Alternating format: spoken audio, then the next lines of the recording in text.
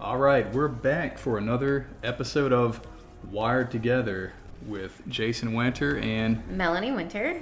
All right, so we have a special guest today. I guess publicly I am admitting that Randolph Hite is my father-in-law. So Which makes him my father or my daddy. that's right. So we're excited about today. We are bringing him on board. You can't talk about history of Bracey without remembering our rich railroad past. Real quick, I want to bring in our AI friend. So, hey AI, what comes to mind when you hear all aboard? Next stop, Bracey, Virginia, where history, humor, and maybe a snowball or two have shaped the journey. Today's special guest has lived it all. Let's roll down the tracks. Wait, snowball? What do you mean by snowball? Just like one snowball can set off a train wreck of stories, today's episode is about momentum, memory, and a little mischief. Buckle up. This one's gonna be fun. The snowball. That's definitely may hang on. Some of y'all maybe listening know what's going to be coming. But so we have Randolph. How are you doing today? I'm doing just fine. Thank you, sir. So part of our idea for today's podcast is we've mentioned before we created the BraceyVirginia.com website because our community deserves kind of like its own place on the web where locals, visitors can find businesses, events, and a little bit of history kind of all in one spot. You know, it's your guide to living, exploring, and belonging in Bracey, Virginia. Now, having Randolph on the show, our plan is so he can share stories. And if you're listening to this podcast, if you go to the BraceyVirginia.com website and go to the history page, maybe you can look along with us, and this will give you kind of that director's cut narration vibe. We're just going to see where the stories go and take it from there. So, all right. We're not going to talk about every piece, but we hope this will be a way to kind of get some of the memories and some of the behind-the-scenes stories of what it was like in Bracey. Exactly. And the Bracey at a Glance is the history page, and so we did put some early things on there. That we always said that Bracey was kind of formed through transportation. So Yeah, that's right. In fact, it went from the crossing the Randolph River, which it is, and then they turned it into Gaston Lake when they dammed it up. But they had a ferry that went across, and they had ferries that went across everywhere. Good Lord, there's 5 or 6 ferries between here and Edens Ferry. And right there at 85 was the St. Tammany Ferry. There's a picture there of one of the ferries, pretty much a wooden flat bottom boat with a bunch of people on it. Probably would not be even allowed today because it looks like no safety there unless there's dogs on there barking at the people, keeping them from falling off. But I know we just talked about maybe what if one of those dogs fell off? You've got to go find him. Well, either that or turn him into a duck dog. They can swim. It's okay. Kill 2 birds with 1 stone. And if you look at the next picture that's over there, how would you like to put your car on that boat and carry it across? And those cars were heavy back then. I can't imagine. And of course, it don't seem like they were expensive, but $500 was tough in 1792. So Right. I'm not really think that was a car from there. But then again, if that went down, you lose 3 of them right there immediately. The ferry at Surrey County makes me nervous, and that's a Right. really well built ferry. It is true. A lot of cars on The there. old bridge that goes into Charleston, South Carolina used to make me nervous. It was about 4 million feet high. and it was rickety steel. And You could see home from there Yeah. at the top. Oh, yeah. You ought to have seen that one. Goodness. But as far as And then we do go from St. Tammany. Mm-hmm. That we do have a picture of the post office, so we're just outside there. But where St. Tammany was actually the first town of Mecklenburg County. all right, and was it the first incorporated town Yes. in Mecklenburg or first incorporated town in Virginia? First incorporated town in Mecklenburg. Oh, okay, all right.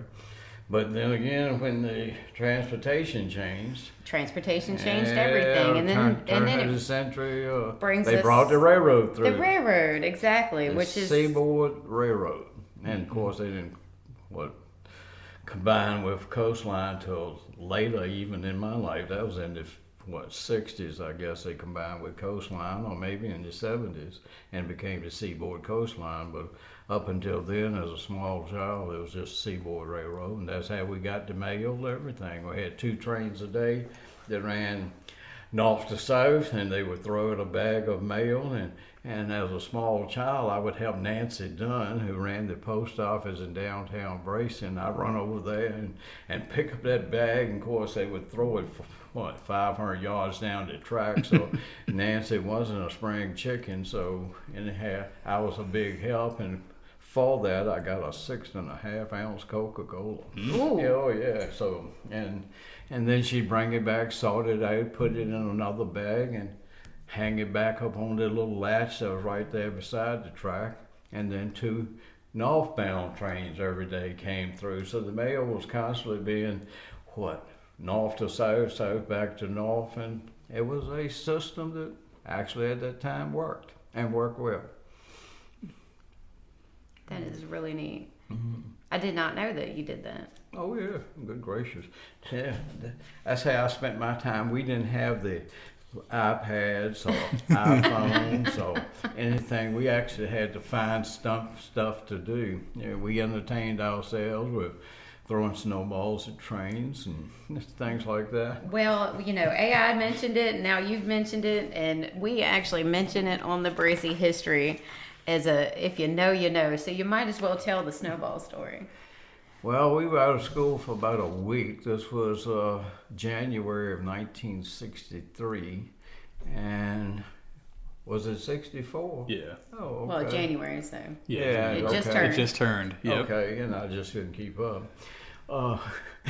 But anyway, Thomas Martin and myself, we'd been sleigh riding up and down the Bracey Hill. If you know where old downtown is, you know where the hill is. And that was a great hill to sleigh ride. In fact, at night, we would pack the snow back on the road to help us with our sleigh ride. It had nothing to do with anything about, the state wanting to push it off the road.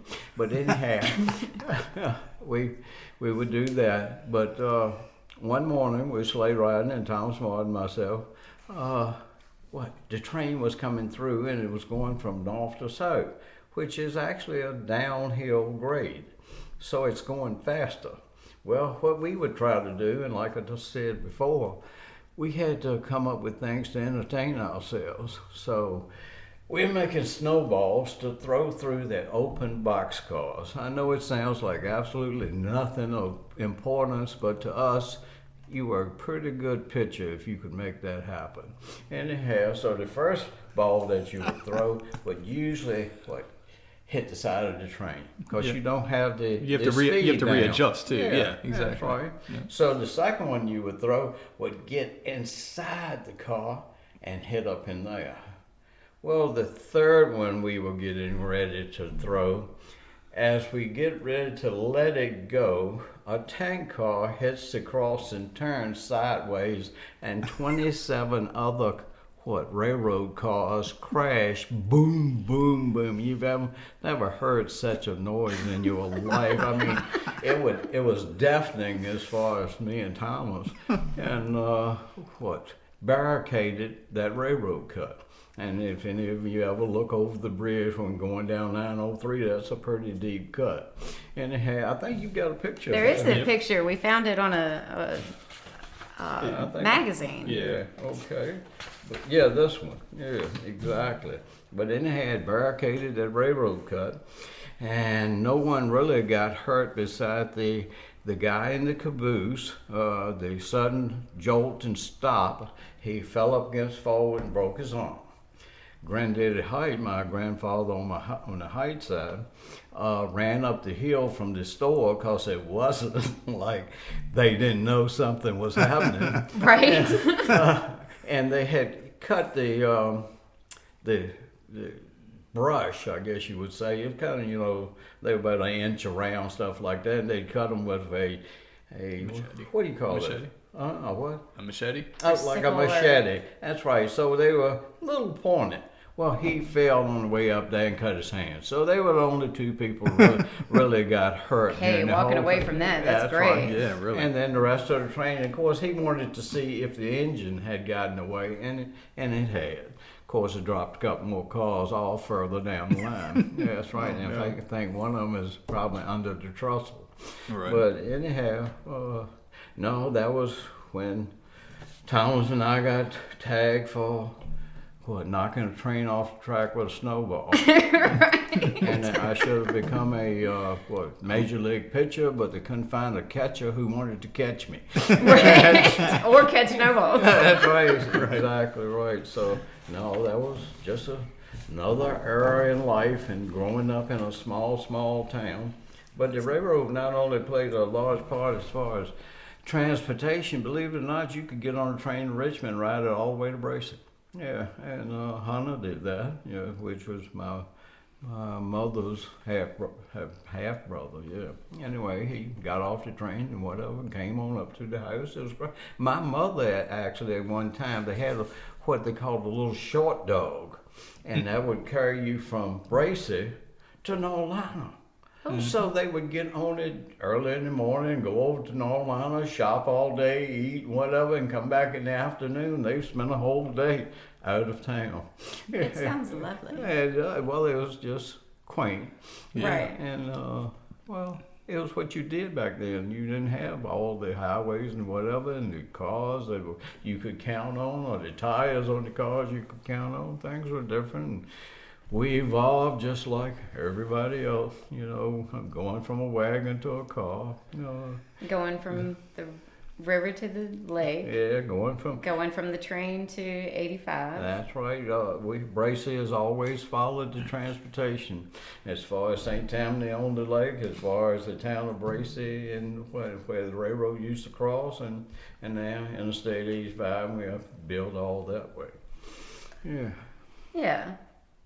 And as far as what we want to do in the future, well, we don't know whether to keep it as a small town or to expand. And we have many thoughts on that from different people who have moved to the area with a lot of experiences, a lot of talent. We quite a mix here in Bracey now, where at one time we were one little small town where everybody knew everybody, and if you got sick, everybody in the town knew about it. But that was a good thing, because everybody could come out and help you if you got in a jam, and it didn't matter who you were. If you were a neighbor, we would always help.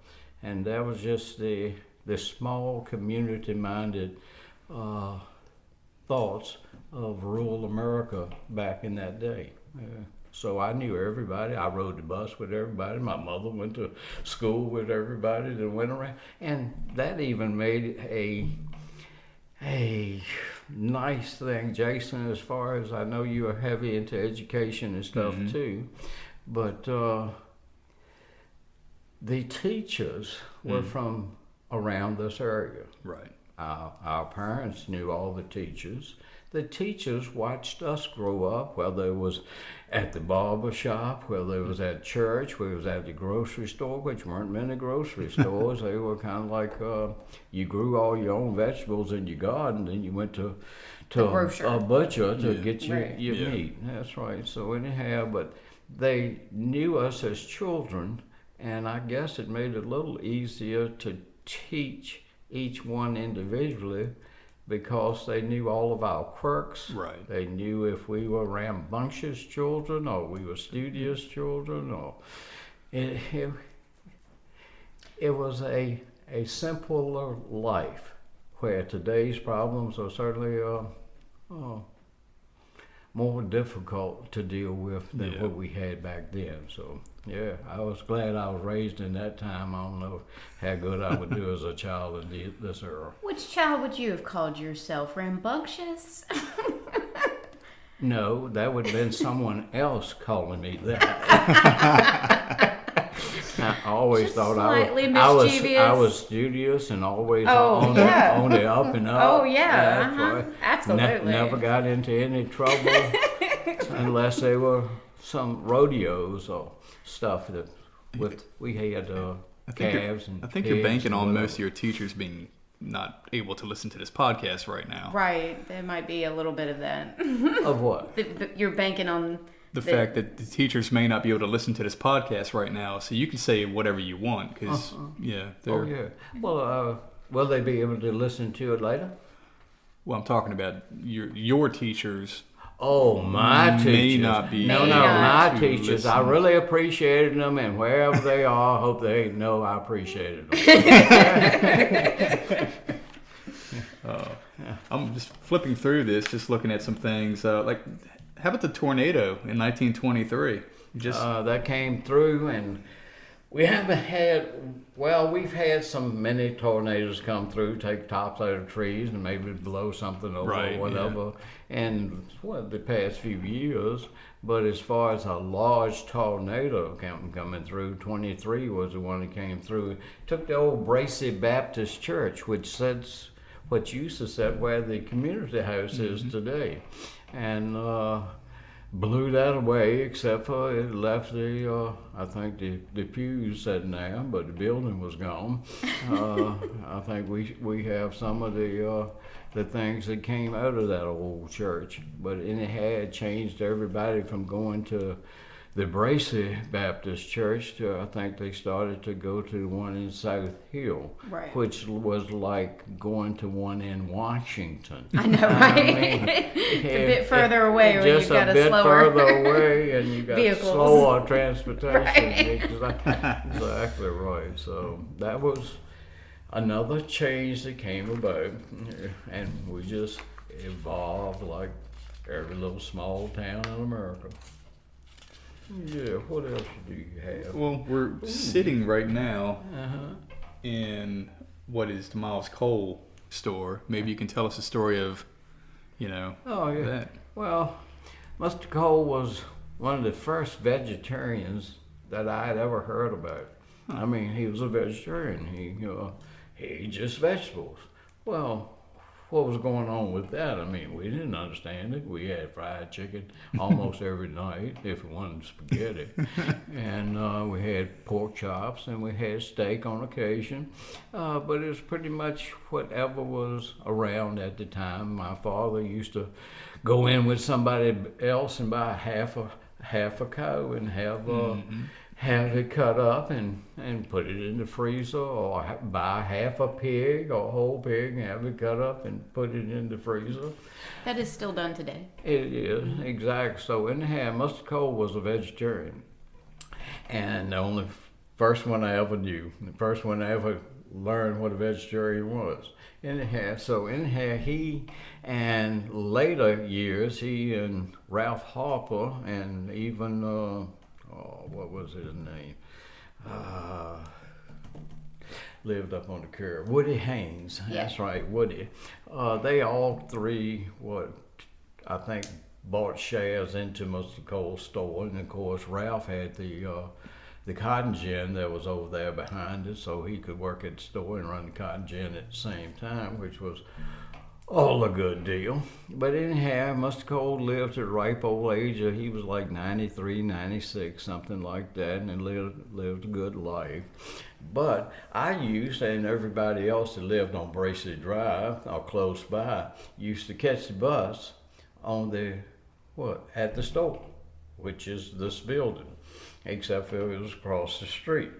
And I would never imagine as a small child going to elementary school and eventually high school, still catching the bus in front of Miles Cole's store. And of course, we loved getting there early so we could probably buy something and eat it before we got on the bus even. But I would never imagined that I would wound up with the store.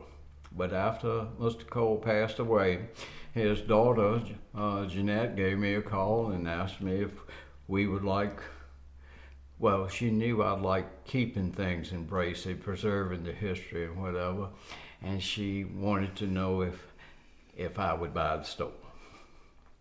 Well, I gave a lot of thought to that because your mother and I had no money at that time. That was, that we could put out here or there. And so I told her I'd get back with her.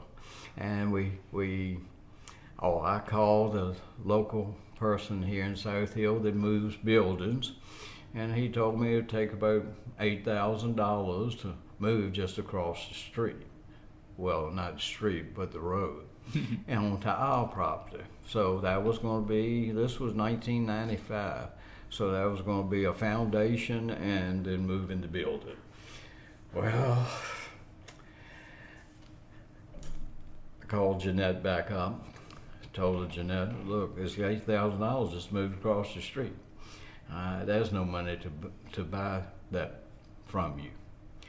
Well, at that time, this is where it got really tough. She said, Randolph, we want you to have it. That was nice. Oh, thanks. Put an albatross around my neck, why don't you? So about $75,000 later, we have what you see today. We've got a Marriott on the inside with running water and a handicapped bathroom and nice walls and insulation and double pane windows and whatever.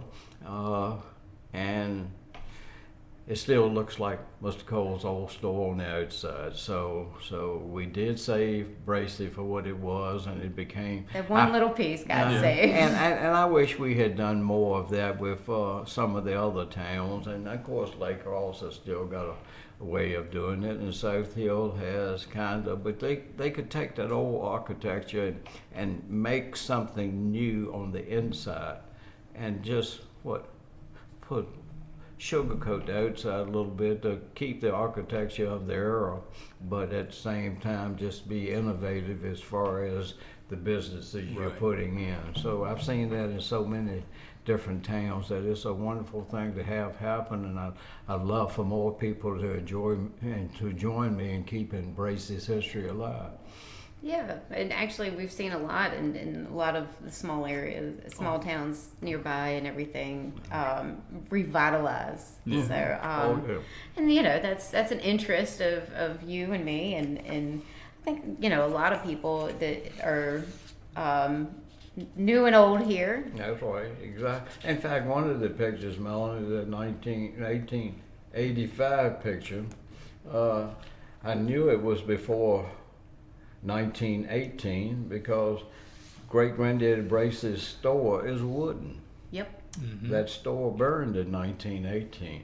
Now, see, there's a lot of people that live in the area that have no clue that was a wooden store there.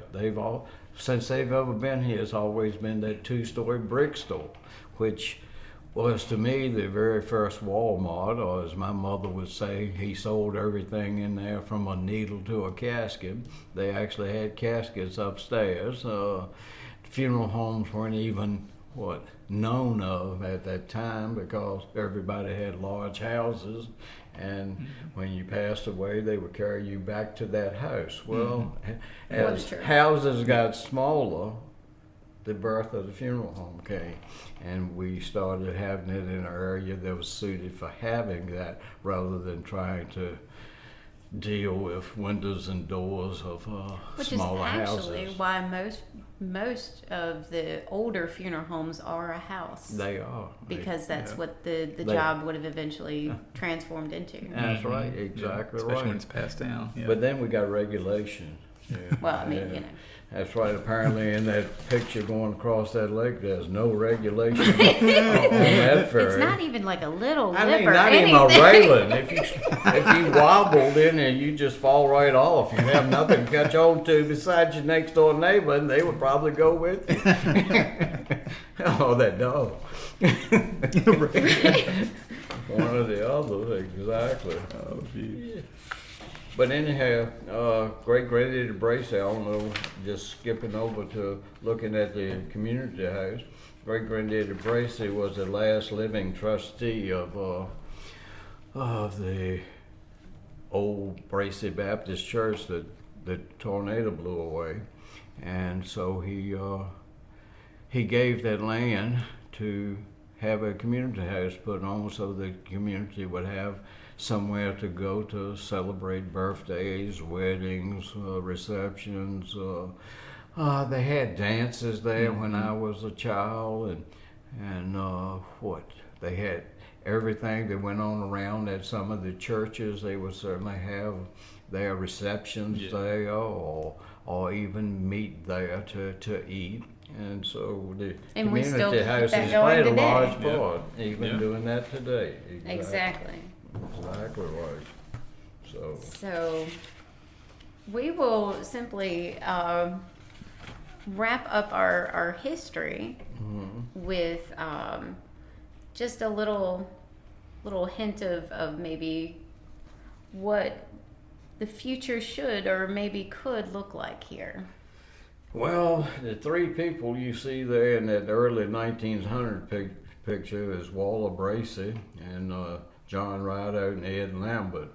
They were the three biggest shopkeepers, and I'm sure in their time they saw quite a change as far as innovation coming about. And, turning the and century, absolutely. everything, running water. Right. Yeah. Electricity. Yeah.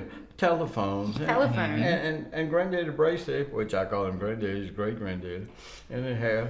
But he sat on the first, it was the REA board, which became Mecklenburg Electric, to bring electrification to rural Virginia. And once they got that done, well, the next step, and Granddaddy was a visionary, the next step would have been we need telephones.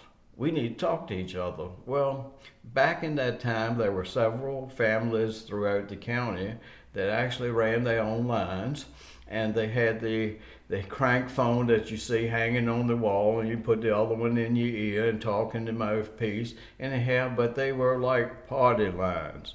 There may be 3-4 different people on that one telephone, so when you rang it, everybody picked it up. And not everybody hung up when they found out that it wasn't them that you wanted to speak to. So anyhow, I just know here Granddaddy had one connected to the store and connected to, who else had it? Celeste had it, and Cousin Evelyn had it. And so all of them were on that. And I know up in towards Smith Crossroads, the Trims had a line of their own, so anybody to remember them, they certainly had their own lines. And in fact, when the phone company came through, they had to deal with these people that had their own lines to just keep them up there. So. Yeah. But they were important people. As far as the future of Bracey, well, as it's evolved so far, it will continue. Well, we went from telephones to what do you call it? The internet fiber, fiber optic, and a lot of the technology has changed. Yes. That's right. That way you can work from home and still have a job in St. Louis or Tampa. Actually, there's a lot of people here that do that. You enjoy the recreation and live in a quiet area, exactly, and but still work still be able to big business, do the corporate hustle. And pretty much it evolves as, if we got 2 people that need it, well, right there, you're probably not going to get it done. You have 200 people need it, you're probably going to get it in there quicker. Right. So as Bracey grew, especially on that lake, because once the dam was put in as a hydroelectric dam to create current, just like John Kerr Dam did up at Bugs Island, the first years were really great for all of us who were around here then. The lake was there. There were no houses on it. People were starting to buy property. Well, with no houses, made duck hunting and goose hunting a whole lot easier. Didn't have to worry about where you shot. Right. Anyhow, so after that, they put single wides on those lots, and then years down the road, you saw the single wides go away, and double wides got on the lots. And then years down the road, a lot of those went away. And now you see what you have in multi-million-dollar houses out there right now, and those people will actually do a wonderful, or bring a wonderful thing to the area. But like I said earlier, they bring in a lot of talent that was not here in the area from all different aspects and walks of life. Right. But maybe brought a little stretching too that we need to work with and maneuver through. That's true. And of course, change doesn't come easy. Nope. I mean, I don't know of anyone who's from here that wants a stoplight at 903 and Nellie Jones. No. Probably there are people who come here who would like to see that happen. Well, it'll probably be a while. That's right. We are trying to keep Bracey a little more rural. We certainly don't want an incorporated town as of yet, because that only brings one more thing we know about, that'd be tax, because it takes tax to run a town. So we've got the best of both worlds at the moment. We've got rural America, we've got small town feeling, we still have small town community feeling, as a lot of people that have moved here are becoming more involved with the civic organizations, with the local churches and whatever.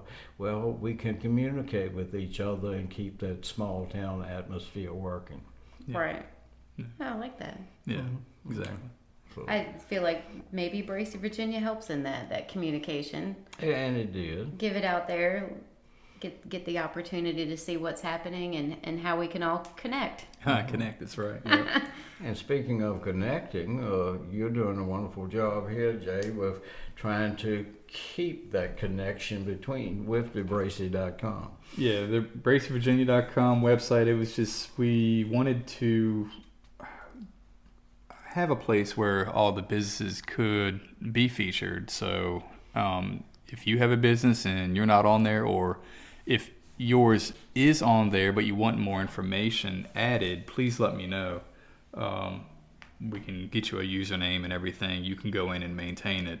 And again, this is something that we have sponsored and are paying for all the Bracey, Virginia 23919 addresses. But those outside, are able to participate as well. Yep, exactly.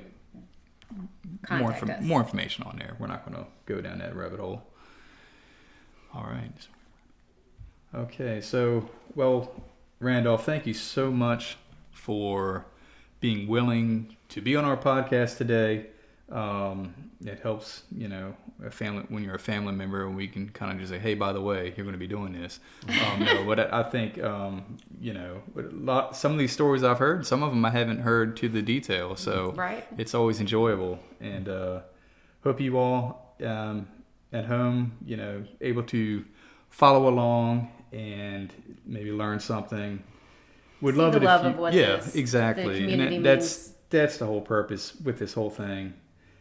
So, we'd love it if you can follow or leave us a review on Apple Podcasts, Spotify, or wherever you listen, whatever platform you use.